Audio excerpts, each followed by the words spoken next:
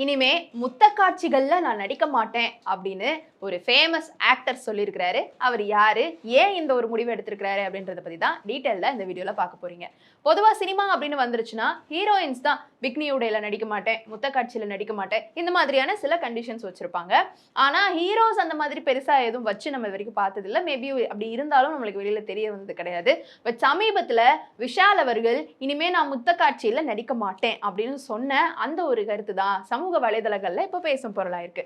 எதுக்காக விஷால் இப்படி ஒரு முடிவு எடுத்திருக்காரு? அப்படியே ரீவைண்ட் பண்ணி போனோம்னா மோஸ்ட் எலிஜிபிள் பேச்சுலர் அப்படின்ற கேட்டகரியில விஷால் அவர்களும் இருந்தாரு. அவருடைய 40 வயதை கடந்துமேவும் சிம்புவா இருக்கட்டும், விஷால் அவர்களா இருக்கட்டும், இன்னும் சிலர்லாம் வந்துட்டு திருமணம் ஆகாமலேயே எப்போ அவங்களுக்கு திருமணம் ஆகும் அப்படின்ற ஒரு கேள்விக்குள்ள வந்து மாட்டிட்டு இருந்தாங்க. அந்த வரிசையில விஷால் அவர்களுக்கு ஒரு வழியா திருமணம் நடக்க போகுது.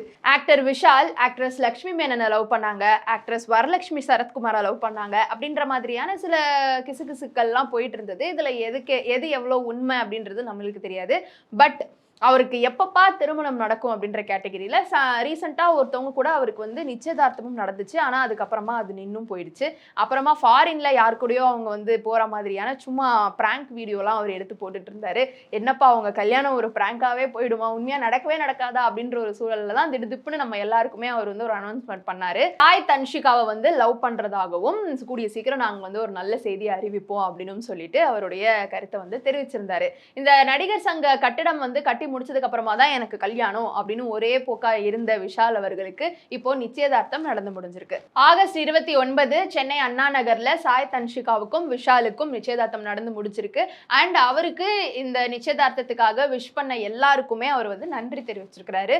அதை தொடர்ந்து நான் வந்து சினிமால நடிச்சுட்டு வந்துட்டு இருப்பேன், இது அது அப்படின்ற மாதிரியான அவருடைய கரியர் அப்டேட்ஸ் எல்லாம் கொடுத்துட்டு இருக்கும்போது தான் நான் வந்து காதல் படங்கள்ல இனிமே நடிப்பேன், ஆனா முத்த காட்சியில நடிக்க மாட்டேன் அப்படின்ற ஒரு விஷயத்த சொல்லியிருக்காரு. Because he is married, like he is going to get married அப்படின்றதுனால தன்னுடைய காதலிக்காக, தன்னுடைய மனைவிக்காக இந்த ஒரு முடிவை வந்து அவர் எடுத்திருக்கிறதாக வந்து பேசப்பட்டு வந்துட்டு இருக்குது.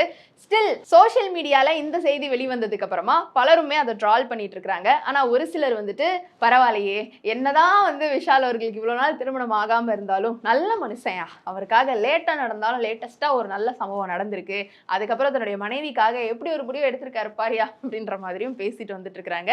ஸோ இப்போ நீங்க என்ன நினைக்கிறீங்க விஷால் அவர்களுடைய எந்த முடிவை பத்தி? உங்களுடைய கருத்துக்களை கீழே வந்து கமெண்ட் பாக்ஸ்ல ரியா என் கூட ஷேர் பண்ணலாம்.